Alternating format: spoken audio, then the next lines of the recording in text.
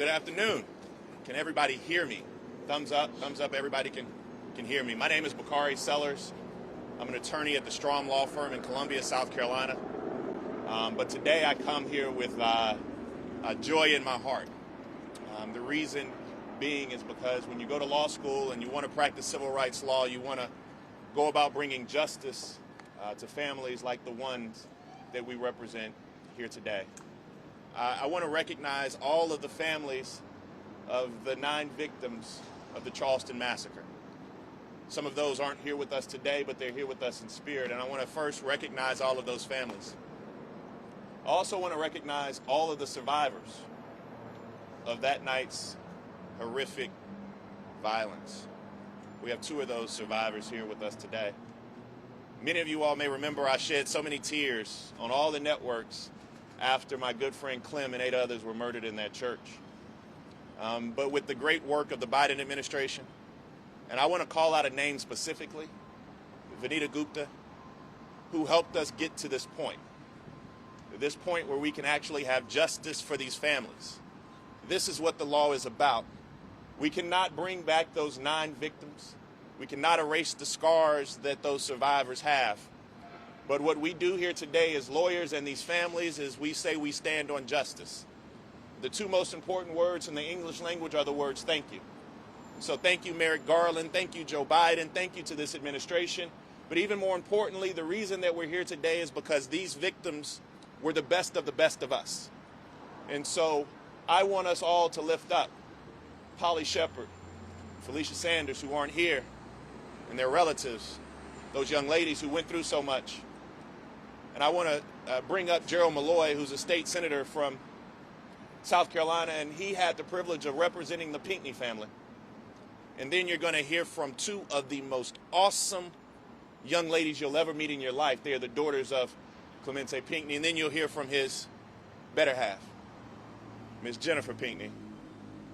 And we also have with us Reverend Thompson, who lost his wife that night, who was leading the Bible study. It's easy to find black folk on Wednesday night. Wednesday night we had Bible study. Well, this Bible study caused so much pain, but it also led us to come together. And that Bible study caused us so much pain and so much hurt, but it showed us also that things like justice can be a verb. With that, I'll bring up Senator Malloy. Good afternoon, everyone, and thank you, Bakari. This would not have happened without the help of our friend Bakari Sellers, and I want to thank all of you for being here. I've been in the Senate for about 19 years now, and Clemente Pinckney was my senior senator, even though he was a lot younger than me, by 12 years. I've had the joy of my professional life to be able to be his lawyer during his life and to represent his wife and children. But before I introduce Malana to you all, I want to thank the President and particularly Attorney General for his work here. What the Attorney General has done is that he's put an emphasis on civil rights. He's carrying out the mission of the Department of Justice. Judge Merrick Garland, without his passion, him carrying out the mission, then we would not be here, and his tremendous staff. I will close by just saying this. Clemente Pinckney was an incredible human being. We never know what he would have become. He was indeed a prodigy, but he leaves behind his wife and children, and it's worth saying his last words on the Senate floor in South Carolina. He says that God teaches us to love all, and in the end, that justice will be done. And I think today, this acknowledgement that this is a just resolution, and I want to thank all of those that have been involved, particularly the lawyers that have been helpful, and I pay tribute to all the survivors and the other lawyers that are not here. And without further ado, I would like to bring up Malana Pinckney, who was actually a survivor. She's only 12 years old. Let her address you. Hi, just as Gerald Malloy was just speaking so eloquently, I just like to say thank you to everybody who has come together today just to celebrate not just these 9 lives, but I guess every single person in the United States, or just in the United States. everybody here has been a part of my life in a different kind of way. When I was 6 years old, when this terrible massacre happened, I didn't know that my father was such a big inspiration to people all over the world. So something I want to leave you with today here is, just because you came from nothing doesn't mean that you can't be something. Thank you. And now I'm bringing up my sister, Eliana.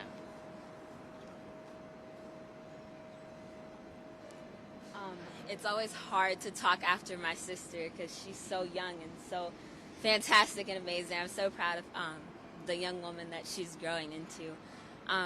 I just first wanted to say thank you to my family and to all of the people standing behind me who have supported me and my family over the last 6 years.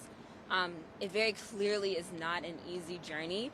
It's already so hard to lose someone you love, but it's even harder to grow up without a father, knowing that he lost his life in a place that he devoted his entire life to. That is something that is so hard to grasp with and so hard to understand and so hard to grow from.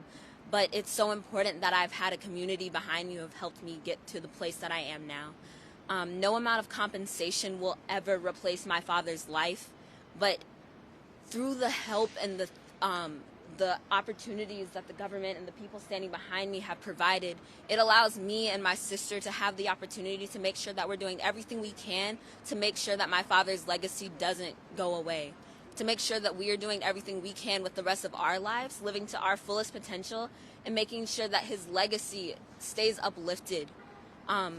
I've spent the rest of my life, from the day that he died till the day that I die, making sure that I'm doing whatever I can to make my father proud, to make sure that everything he fought for doesn't go unspoken, doesn't go forgotten. So I just, again, wanted to say thank you so much to everyone who has made it possible for us to be here, for me to still be living the way that I am, for me to have the opportunity to be happy with my family and these people who love me so much. So yeah, thank you again so much.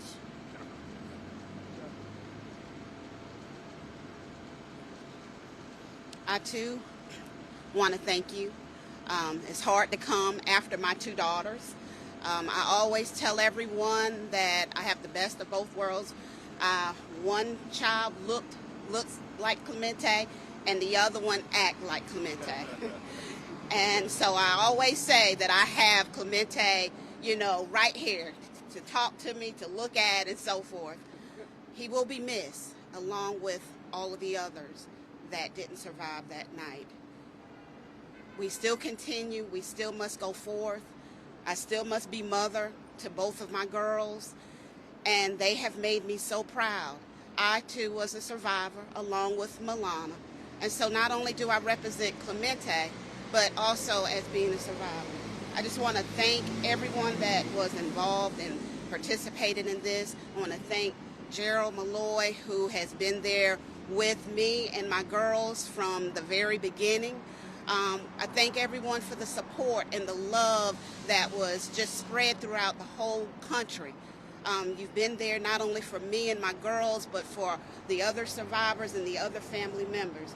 Just the support and love, and I want to thank you. And I know that, even though Clemente is not here with us physically, I know spiritually he's with us, and I know that he's smiling down on us right now. He'll always have my heart, and I'll always love him. Good morning. We just give God the glory for this beautiful and special day to be here. And we thank President Biden and Attorney General Garland for the opportunity to express to the world that in spite of the tragedy, in spite of the fact that I lost my wife and the 8 others at the Emmanuel tragedy, it brought a city together, it brought a community together, it brought a church together, and is bringing a nation together. And so their death is not in vain. And we thank everybody. We thank everybody in this world for all the letters, all the support, and all the prayers. And we just ask that you will continue. You continue in this mode to do what we did in Charleston, and that is to forgive and to love, so that we can come together as one nation, under God, indivisible, with liberty and justice for all. So thank you all so much. Thank you so much. The settlement that we've announced today is $88 million. It represents one of the largest settlements of a collection of civil rights cases in this country's history. That would not be possible. Let me say two things before I bring up two other lawyers. Without the great work of a lawyer like Mullins McLeod, I also want to recognize Andy Savage, who is back home in Charleston a little under the weather, and all the lawyers who are a part of this team, Gedney Howe and Alvin Hammer and many others. There are 2 points I want to make briefly. $25 million of these dollars will go to the survivors, and there's a $63 million that will be split amongst those 9 individuals who died. 88 is a weird number because it's enveloped in so much hate. Dylan Roof had 88 on his shoes. Senator Malloy called me the day after we reached an agreement. 88 is steeped in so much white supremacy and hate, and so today we get to give a big, close your ears, Jennifer, a big FU to the white supremacist and racist in this country by saying that we're taking this tragedy that they tried to tear our country apart with and build black communities in generational wealth. Mother? Thank you, Bakari. I'm Mullins McLeod. I'm a lawyer in Charleston, and I served as co-lead counsel in the litigation. And I have been blessed to be involved in some significant cases over the course of my career. None more significant than this because of what it stands for. You know, there is an unfortunate reality in our country, and that is that African Americans have not always seen equal justice in our courts. This settlement, however, is a beacon for all of us and a reminder that justice does exist. And I think what's really important is understanding why justice exists in this case. And it's for 2 reasons. One, these victims are as special a group of people as you'll ever want to meet. Their love, their loss, their faith, and their patience combined with the Department of Justice who was willing to listen, who was willing to hear, and who was willing to compromise. I live in a world where verdicts are why I get up every day. This settlement is far more important and far more meaningful than any verdict because of the willingness of this Department of Justice to do right by this special group of people. Ronnie Sabb is a state senator as well and represented the Simmons family. Mr. Sabb. Thank you, Bakari, and thank you all for being here. So much has been said. Let me just say a couple of things, and then I'll ease out of your way. First of all, it has been one of the privileges of my life to represent the Simmons family, along with Carl Pierce. My client, Mr. Simmons, was 74 years old at the time he died. He had pastored 8 churches over a 35-year period of time, had served our country during the Vietnam War. And when I think about this horrific tragedy, I think about the reaction of these families. They reacted with grace, with amazing grace.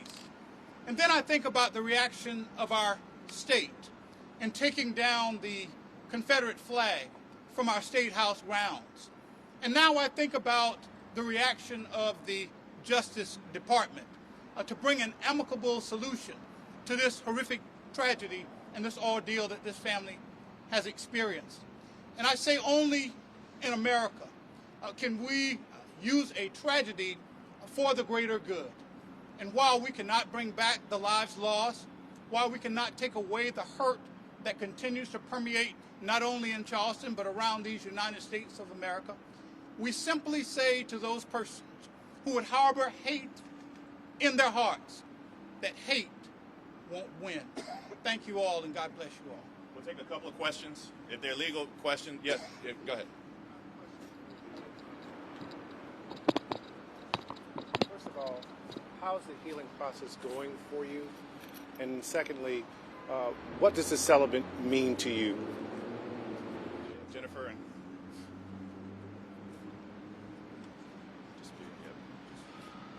The healing process is taking place every day. And it is due not to the settlement, it is due to courageous and committed act of the people in the community, people in our church, in our state, people in this nation who showed us affection and showed us love, enabling us to move forward in our lives. The settlement will not bring anybody back. Settlement will not bring satisfaction to my life or the life of my children more than the fact that this act, this tragic act, God made it something good. And that's what's bringing joy to my life and to the life of my children, our community, and our state. I still relive and I still think about what happened, being there. I'll remember it till the day I die. And so I live with it every day. And my girls know, the anxiety's there, the crying is still there. So you take one day at a time, and I know that I have to be strong for my girls. I have to be the representative for my girls. So yes, there is a settlement. And, I don't think about that. I think about if I had the opportunity to bring Clemente back, I'd switch. You can all take the settlement, bring my husband back to me, bring their father back to them, because we had a nice life. Most people, they always say, I want a good man in my life. I want a good household. I want a good family. I had that.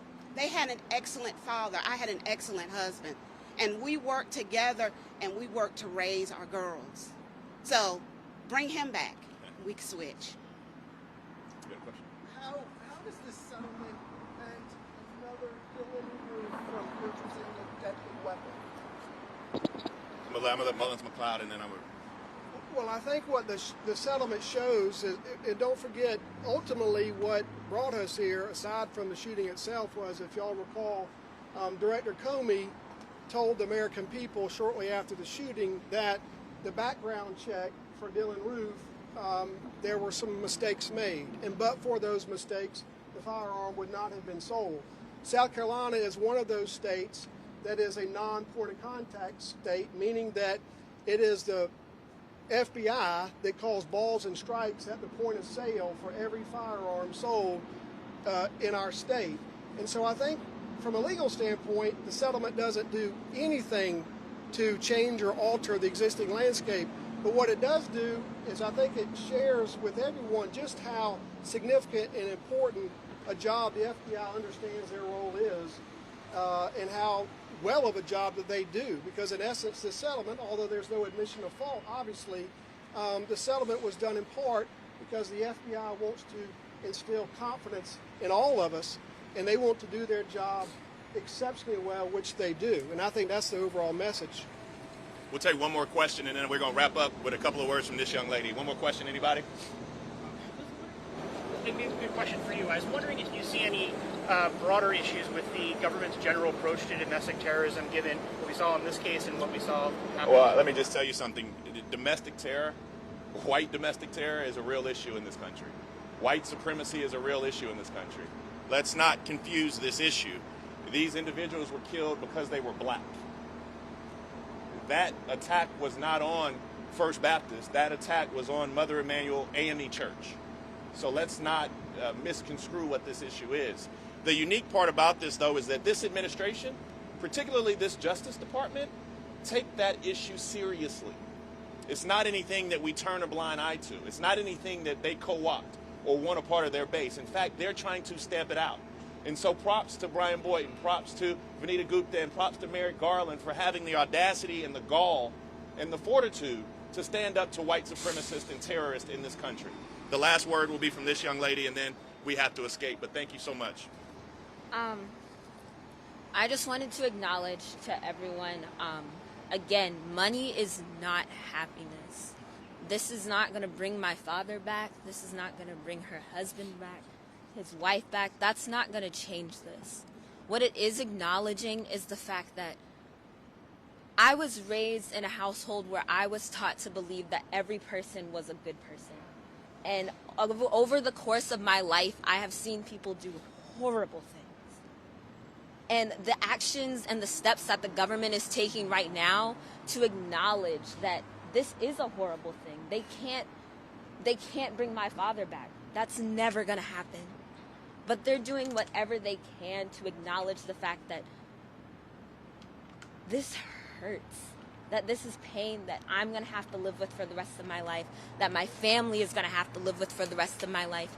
And for the first time, I think in so long, as a young African-American woman, to see a government acknowledge the fact that racism still exists and how prevalent it is in our country, and for them to actively try to combat it in every way they can, and to acknowledge the fact that gun violence is an issue, and to do everything they can to correct a mistake that happened, is so important to me. And my sister and I are going to go home realizing that the government didn't sit in silence, but they paid attention. And they valued my father's life. And they valued the lives of the 8 other people who died. And my father is not the only one. This is a step in the right direction for the government to continue acknowledging the African Americans who are losing their lives on a daily basis. This is the start to change. And I'm proud that I can be here and witness that. So yes, it hurts and it's horrible. But I know that I have to acknowledge today as a step in the right direction for people who are coming after me. Thank you.